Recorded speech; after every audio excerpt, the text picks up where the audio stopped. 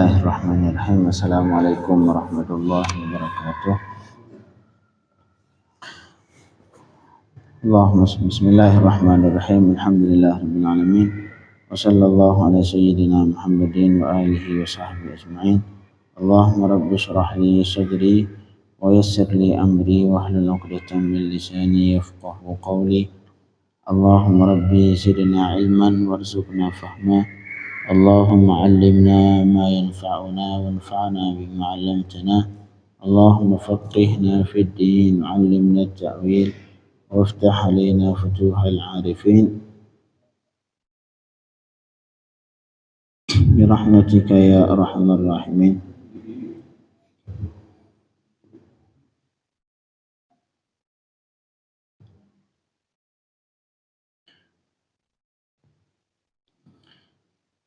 Terakhir kemarin kita membicarakan tentang fikih nikah, tentang mahar. InsyaAllah malam ini kita membicarakan tentang mahrul mithli, mahar misil. Mahar misil artinya mahar standar untuk seorang perempuan. Karena mahar ini ada dua, nanti ada kadang-kadang mahar yang disebutkan dalam akad. Misalkan saya nikahkan anak saya 10 gram. Itu namanya mahar musamma, mahar al-musamma, mahar yang ditentukan dalam akad. Ada kalanya nanti mahar yang disebutkan dalam akad itu sama dengan mahar standar itu perempuan. Misalkan perempuan itu standarnya 10 gram. Dan kebetulan disebut dalam akad 10 gram, kebetulan sama. Tapi ada kalanya lebih, mahar standarnya lebih tinggi. Misalkan seorang perempuan nikah sama laki-laki yang misalkan dia lebih rendah ekonominya. Akhirnya orang tua itu perempuan menurunkan maharnya dalam akad. Seharusnya itu mahar perempuan standarnya 10 gram. Tapi karena melihat keadaan calon suaminya, akhirnya disebutkan dalam akad cuma 1 gram. Nah, ini contoh mahar yang disebutkan dalam akad lebih rendah dibanding mahar misil. Ada kalanya lebih tinggi, ada kalanya lebih yang disebutkan dalam akad lebih tinggi. Nah, ini namanya mahar misil. Al-musannifu rahimahullah mahrul mithli.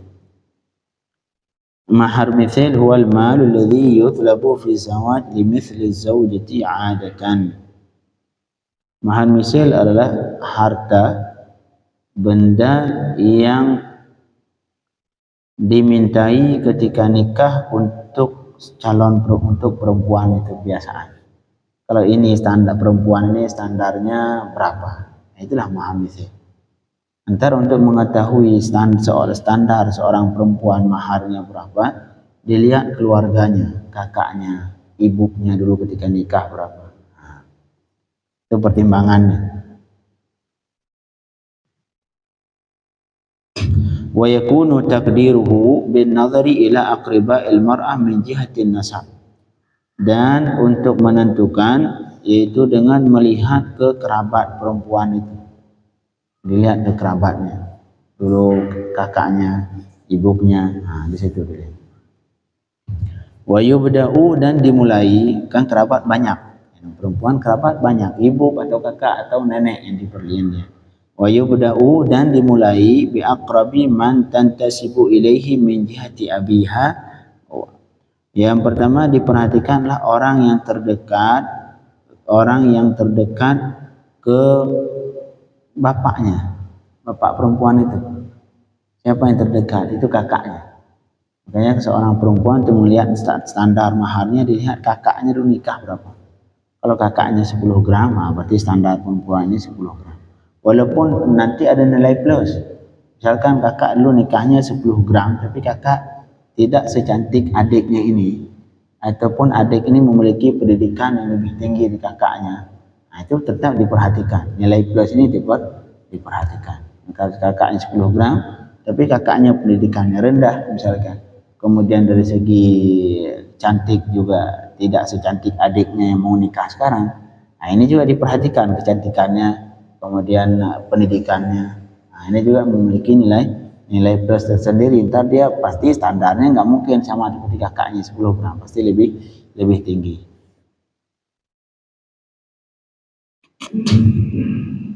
La ilaha illallah. Jadi yang pertama yang dilihat adalah orang yang paling dekat dari segi nasab. Untuk menentukan kadar mahar misil itu yang diperhatikan wa yura'a aqrabu man tansibu ilaihi. Yang diperhatikan adalah orang perempuan yang terdekat nasabnya ke perempuan ini. Seperti ukhtul li abawain, yang pertama adalah saudara perempuannya yang seibu sebapak.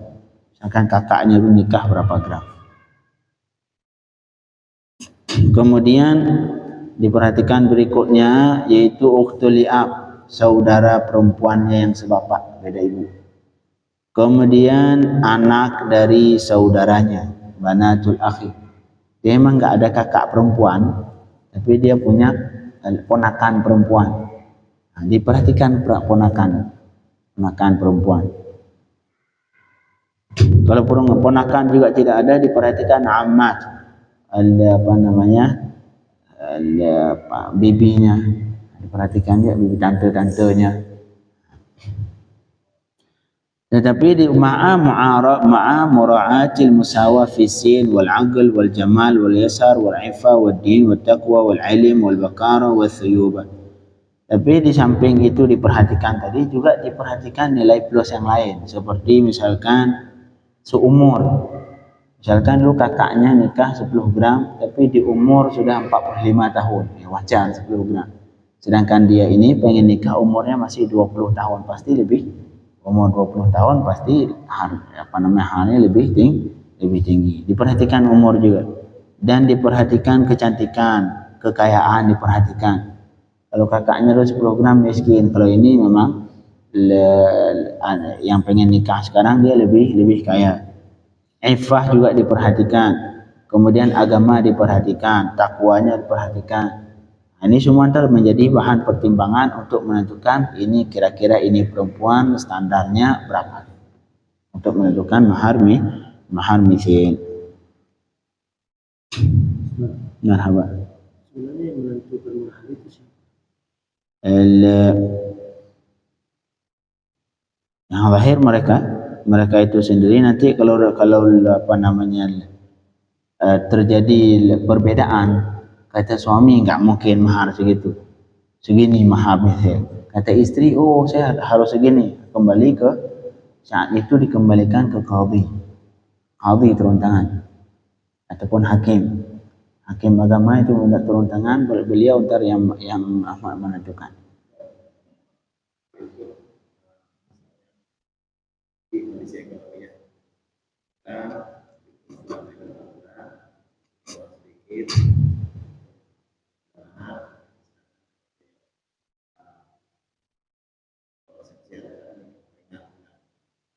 Ya.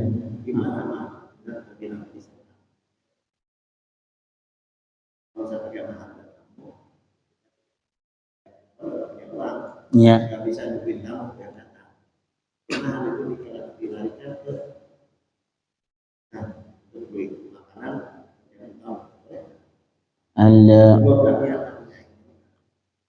Itu hak dari perempuan itu.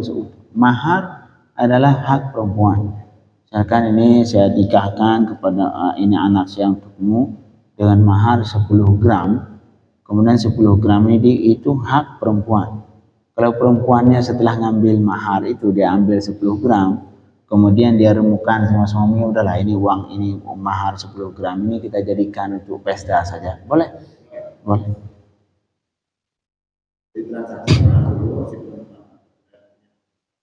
Baru kemudian iya, nah, boleh. Tapi atas persetujuan itu perempuan, karena ini mahar hak perempuan, mahar hak utuh milik perempuan. Kalau dia setuju, kalau dia nggak setuju, udah ini uang saya ini nggak mau saya pakai mahar, oh pakai pesta, ya berarti nggak usah pesta, nggak usah pesta, karena pesta juga sunnah bagi yang mampu. Kalau tidak mampu ya nggak usah pesta. Iya. Nah, Sekali lagi bahawa mahar itu adalah hak perempuan, hak perempuan. Jadi yang sifat-sifat yang lebih tadi kayak cantik, kemudian ilmu juga diperhatikan. Ilmu juga dianggap sebagian dari nilai plus juga. Kemudian misalkan perawan, kakaknya dulu nikah 10 gram, tapi sudah janda, ini 20 pengen nikah, nggak mungkin ini masih perawan disamakan dengan kakaknya yang 10 gram, pasti ini lebih, karena perawannya juga nilai lebih pada perempuan. Sehingga fa in ikhtassat az-zawjah bi sifatin wa infaradat bi fadlin an qaribatiha zida fi mahriha. Apabila percalon mempelai perempuan ini yang mau nikah memiliki kelebihan yang tadi, yang kelebihan itu tidak dimiliki oleh kerabatnya, maka tidak mungkin disamakan maharnya dengan kerabatnya, pasti dilebihkan. Misalkan yang kerabatnya kakaknya nikah 10 gram, maka standar mahar untuk perempuan ini ataupun mahar misalnya jangan 10 gram, pasti lebih tinggi.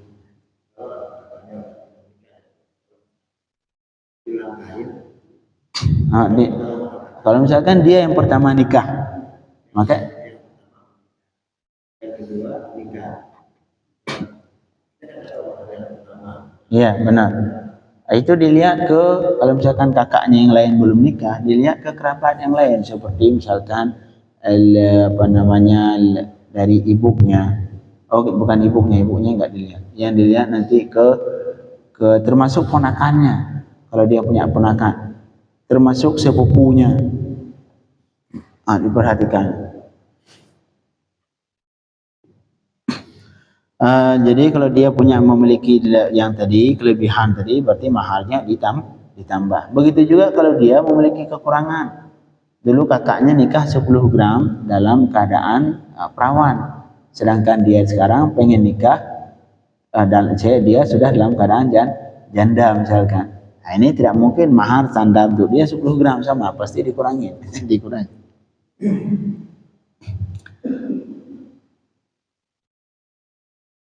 Jadi itu cara menentukan mahar. Sebentar di bawah sekarang kita mau menyebutkan apa saja yang mengakibatkan seseorang ketika harus bayar mahar misal. Karena kalau dalam akad nikah, apabila disebutkan mahar secara langsung dalam akad, itu yang wajib berapa? Yang wajib ya yang disebutkan dalam akad itu. Baik yang disebutkan dalam akad lebih tinggi dari mahar standar perempuan itu atau lebih rendah. Yang wajib yang disebutkan. Tapi kalau enggak disebutkan dalam akad, ini saya nikahkan anakku kepadamu, selesai. Enggak disebutkan maharnya, itu wajib mahar, wajib mahar. Ya, cuman karena berhubung dalam akad tidak disebutkan kadar mahar, nanti yang wajib diberikan adalah mahar mithil. Ini yang kita sebutkan mahar mithil. Kemudian mujibatu mahril mithli. Ini sekarang perkara yang sebab-sebab yang mewajibkan mahar mithil. Karena mahar mithil ini kadang-kadang kewajiban bukan karena nikah, karena ada hal lain wajib bayar mahar mithil. Nah, ini ada beberapa sebab. Di sini disebutkan ada 5 sebab. Ada 5 sebab sehingga seorang laki-laki wajib membayar mahar mithil untuk seorang perempuan. Mahar standar perempuan itu. Yang pertama, adamu tasmiyatil mahri fil aqdi. Ini yang sering kita sebutkan, yaitu tidak menyebutkan kadar mahar dalam akad. Nah, ketika akad tidak disebutkan maharnya, maka saat itu bukan berarti enggak wajib mahar, tidak ada istilah nikah gratis, enggak ada. Nikah harus bayar. Kalau disebutkan dalam akad, berarti yang disebutkan itu yang wajib. Kalau tidak disebutkan, wajib mahar mithil.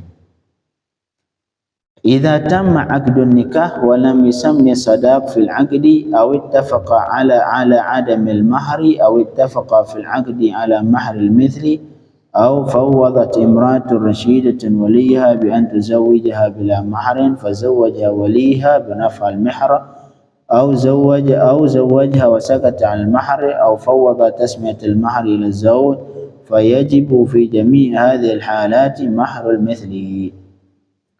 apabila sempurna akad nikah, terjadi akad nikah, walam yusammi sadaq, dan kemudian tidak disebutkan bilangan akad mahar dalam akad, tidak disebutkan mahar, atau memang keduanya sepakat untuk tidak ada mahar, suami istri ini, wali dan suami sepakat untuk tidak ada mahar, ini saya nikahkan enggak usah mahar, gratis.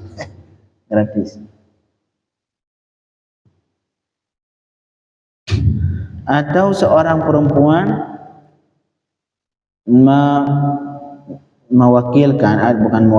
atau menyerahkan, seorang perempuan menyerahkan ke walinya untuk dinikahkan tanpa mahar.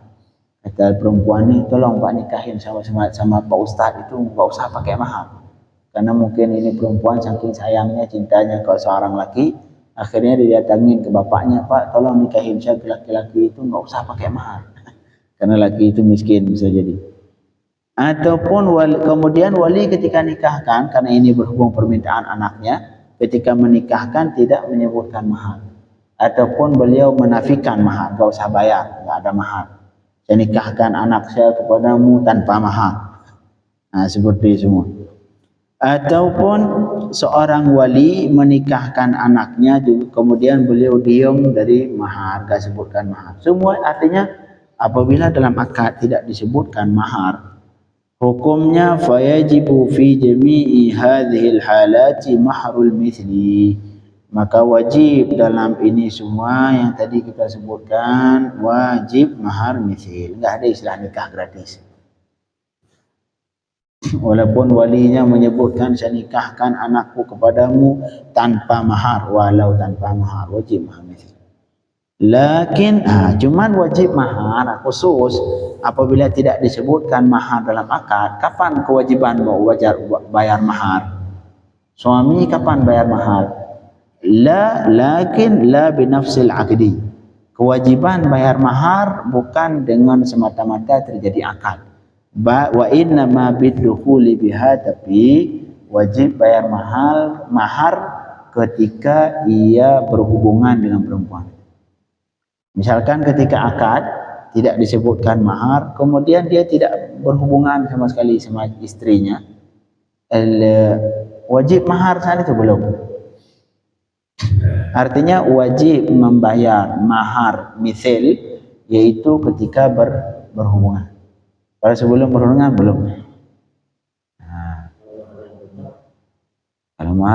kalau mahar hutang sama. Mana Pak? Tergantung hutangnya. Kalau tergantung hutangnya. Apabila hutangnya enggak ada tempo, hutangnya harus dibayar segera, itu boleh bagi perempuan untuk menolak. Oh, enggak mau saya bayar mahar dulu. Wah, enggak dianggap enggak taat itu. Jadi perempuan tidak dianggap fasik, tidak dianggap jahat kepada suaminya ketika ia menolak dimintai berhubungan sedangkan suaminya belum memberikan mahar. Boleh itu perempuan, boleh lari, boleh dikunci pintu di dalam, nggak boleh pulang dulu, nggak boleh ngapa-ngapain sebelum bayar mahar. Boleh, kecuali maharnya utang tapi pakai tempo. Kalau bahasa sekarang cicilan, nah itu nggak boleh. Kalau yang bentuk cicilan itu, karena yang namanya cicilan ntar ada bulan depan lagi, nggak harus tunggu semua. Ya, itu lain. Ataupun misalkan kasih tempo nanti bulan depan baru bayar, itu nggak boleh. Nah, perempuan tidak boleh menolak. Tapi kalau hutangnya yang hutang tunai, hutangnya hutang segerakan bayar, kemudian suaminya ini belum membayar, maka berhak untuk perempuan tadi menolak, hak ditolak. Itu yang pertama, penyebab sehingga wajib memberikan mahar mithil, yaitu ketika tidak disebutkan mahar dalam akad. Nah, tapi yang perlu kita ingat tadi bahwa kewajiban mahar mithil dalam contoh ini bukan dengan sebab akad, tapi wajib bayar ketika dia berhubungan. Kalau dalam akad tidak disebutkan mahar dan kemudian laki-laki itu tidak berhubungan sampai setahun, sudah wajib bayar mahar belum? Ntar kalau dia berhubungan, nah saat itu wajib bayar. La ilaha illallah. Itu yang pertama. Yang kedua, penyebab wajib mahar mithil fasadu tasmiyatil mahri, yaitu tidak sah mahar yang disebutkan. Ini contoh yang kedua. Mahar disebutkan dalam akad, tetapi mahar yang disebutkan itu sesuatu yang enggak sah jadi mahar, sesuatu yang tidak boleh dijadikan sebagai mahar. Contoh yang sering terjadi sekarang, misalkan ini saya nikahkan anakku kepadamu dengan mahar 30 juz. 30 juz apa? Si suami hafal 30 juz, istri enggak hafal. Nah, ini boleh mahar. Sah nikah seperti itu, sah. Untuk nikahnya sah, tetapi maharnya menjadi mahar mithil. Karena 30 hafalan 30 juz suami tidak boleh dijadikan sebagai mahar karena enggak ada manfaat untuk istri. Apa yang istri dapatkan dari hafalan 30 juz suami? Tidak ada. Karena syarat dari mahar harus sesuatu yang bisa diambil manfaat oleh istri, baik berbentuk benda atau berbentuk jasa. Kalau jasa boleh. Ini saya nikahkan anakku kepadamu dengan mahar, kamu ajarin dia sampai dia khatam Al-Quran 30 juz. Nah, itu boleh. Boleh. Karena itu berbentuk jasa. Jadi yang kedua, penyebab wajib membayar mahar mithil ketika mahar yang disebutkan adalah sesuatu yang tidak sah sebagai mahar. Qad yusammil mahra fi 'aqdi nikah, lakin at-tasmiyatu fasidah. Kadang-kadang memang disebutkan mahar dalam akad, tetapi penyebutan itu salah, tidak sah. Fayajibu, maka wajib mahar mithil. Nah, baru ada beberapa contoh sekarang. Wa tafsudu tasmiyatul mahri fi halat. Rusak penyebutan mahar dalam beberapa hal ini, yaitu 3, 4, 5, 6. La ilaha illallah. 6. Ada 6 sebab sehingga mahar yang disebutkan dalam akad tidak sah, yang nanti wajib bayar mahar mithil. Yang pertama, idza kana al-mahrul musamma laysa malan syar'an. Apabila mahar yang disebutkan tidak dianggap harta benda menurut syarak. Memang kita menganggap itu harta yang benda berharga, tapi menurut pandangan syariat itu bukan benda yang berharga. Seperti khamar. Khamar sekarang whisky mahal. Mahal harga, sampai berapa bagi satu botol? Mungkin jadi 1 juta, 2 juta bisa jadi 4 juta. La ilaha illallah Muhammadur Rasulullah. Udah berapa 4 gram sudah. Nah, 1 botol. Ini saya nikahkan bapaknya peminum, pemabuk. Saya nikahkan anakku dengan mahar 10 botol whisky. Masya Allah. Ini mahar. Ini berharga tidak? Berharga? 10 botol dan 40 juta, Masya Allah. Tetapi khamar, minuman keras versi syariat tidak dianggap benda yang berharga. Karena dalam syariat khamar itu wajib ditumpahin, wajib dibuang. Jadi khamar walaupun versi manusia sekarang dia berharga, tapi dalam pandangan syariat khamar bukan benda yang berharga. Sehingga tidak sah jadi mahar. Jadi yang pertama yang menyebabkan tidak sah jadi mahar, jika mahar yang disebutkan bukan harta menurut pandangan syariat. Syariat Islam artinya. Seperti khamar dan seperti babi. Masya Allah. Babi harganya mahal. Sampai puluhan juta bisa jadi. Tetapi menurut syariat, dalam pandangan syariat, babi bukan benda yang berharga. Termasuk alatul lahwin, benda untuk lahu. Benda lahu ini contoh kayak gitar, biola, benda-benda musik itu. Itu juga tidak berharga dalam pandangan syariat, sehingga tidak boleh dijadikan sebagai mahar. Jika benda itu dijadikan mahar, hukum maharnya tidak sah dan nanti wajib membayar mahar mithil. Itu yang pertama. La ilaha illallah. Yang kedua, idza kana al-malu alladhi sammahu az-zawju mahran ghaira mamlukin lah.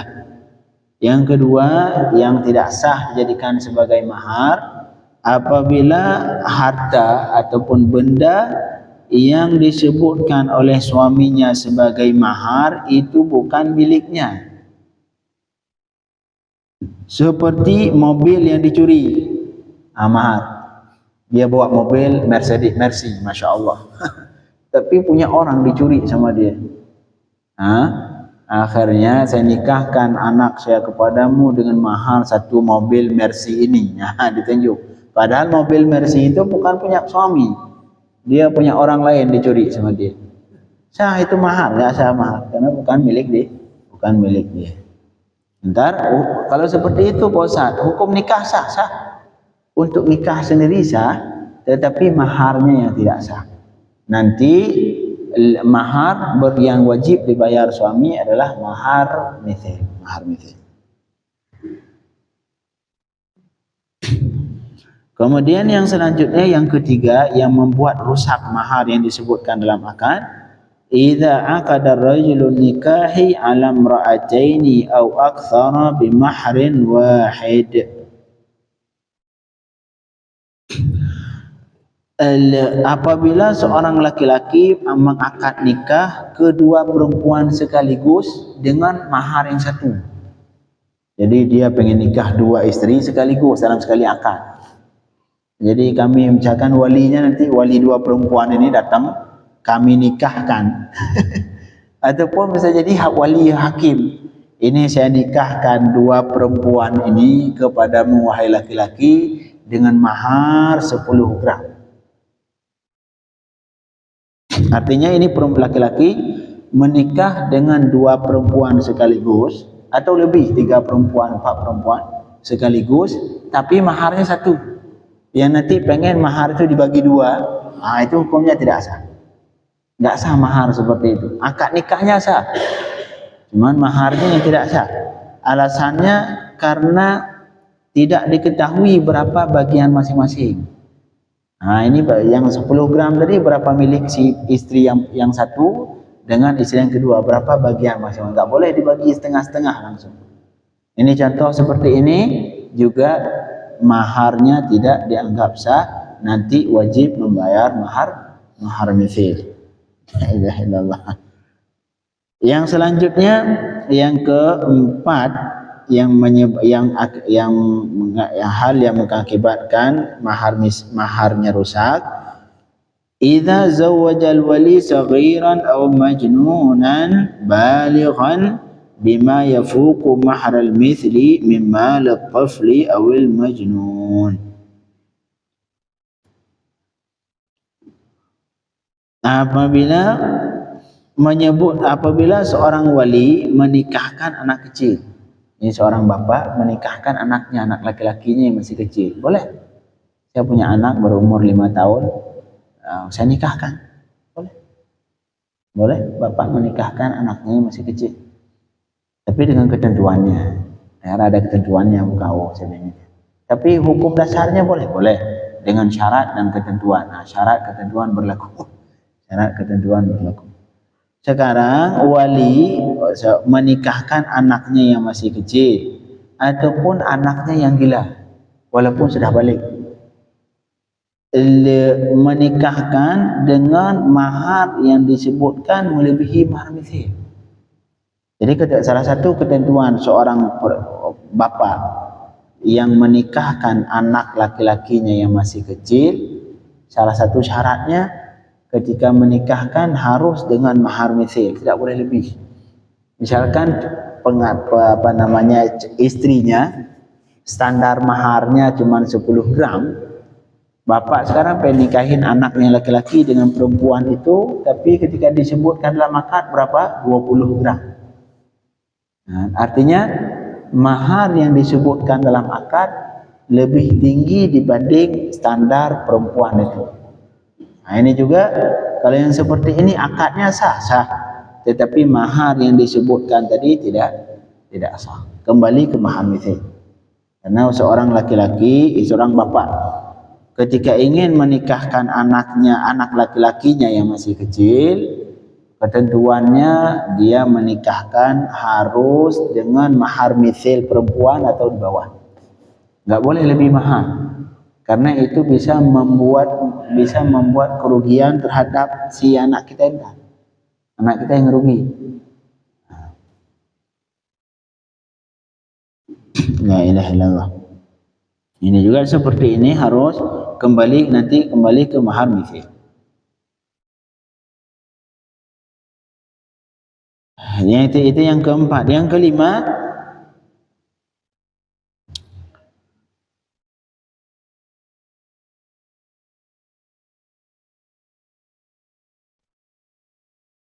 idza syarata ahadu zawjaini khiyaran fil mahri. Khiyar, la ilaha illallah. Dia pengen khiyar, tergantung. Apabila mensyaratkan oleh salah satu dari suami istri akan mensyaratkan khiyar pada mahar. Ini saya nikahkan anak saya kepadamu dengan mahar 10 gram, tapi khiyar dulu 3 hari. Khiyar dulu 3 hari. Dia lihat dulu 3 hari. Ntar kalau setuju ya sudah, kalau nggak setuju diganti lagi.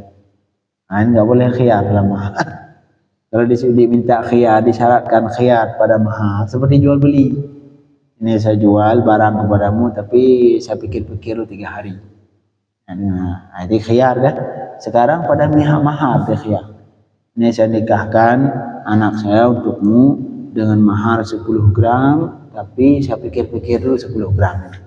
Nanti kalau pas saya lanjut, kalau nggak pas saya batalin 10 gram. Saya naikin lagi jadi 15 gram misalkan. Nah, ini mensyaratkan khiyar pada mahar. Boleh, hukum nikahnya sah. Nah, nikahnya sah. Karena beda, tapi jangan khiyar nikah. Kalau nikah nggak boleh khiyar. Ntar saya nikahkan anak saya kepadamu dengan mahar 10 gram, tetapi untuk nikahnya saya pikir-pikir dulu 3 hari. Saya coba-coba dulu 3 hari. Nanti kalau pas saya lanjut. Kalau nggak pas saya batalin. Nggak boleh khiyar. Kalau akadnya nggak boleh khiyar, sedangkan kalau maharnya yang dikhiyar maharnya. Ini saya tentukan dulu 10 gram, tapi saya pikir lagi 3 hari. Kalau nanti setuju, kalau aman udah 10 gram. Kalau enggak, ntar kita batalin, kita ganti dengan mahar yang lain. Nah ini, jadi bedain ini antara khiyar pada akad nikah dengan khiyar pada mahar. Kalau khiyar akad nikah, enggak sah nikah sama sekali. Dari awal nikahnya enggak sah. Karena ni akad nikah tidak boleh disyarat khiyar. Enak benar kalau syaratnya khiyar. Yang enak siapa? Lakinya. Ini saya terima nikah, tapi saya pikir-pikir lah 3 hari, saya coba-coba dulu. Ntar kalau dalam 3 hari ini pas saya lanjut, kalau enggak pas saya batalin. Enggak boleh. Nah, ada khiyar pada nikah. Tapi untuk maharnya, apabila yang terjadi khiyar pada mahar, hukum nikahnya sah, tetapi maharnya tidak, maharnya yang rusak, nanti akibatnya harus bayar mahar misil. Inilah 4 sebab yang membuat mahar yang disebutkan dalam akad tidak sah. Besok kita sebutkan sekitar ada 2 lagi ini. Ada 2 lagi yang sisa yang penyebab sehingga rusak mahar yang disebutkan dalam akad. Makanya kita perhatikan ya, ketika menyebutkan dalam mahar yang disebutkan dalam akad itu benar-benar mahar yang sah sebagai mahar emas lah, jangan khiyar-khiyar seperti tadi. La ilaha illallah. Insyaallah kita lanjutkan. Allahumma faqihna fid din, 'allimna at-ta'wil, iftah lana fathul 'arifin. Sallallahu ala sayyidina Muhammadin wa alihi washabbihi wasallam. Walhamdulillahi rabbil alamin.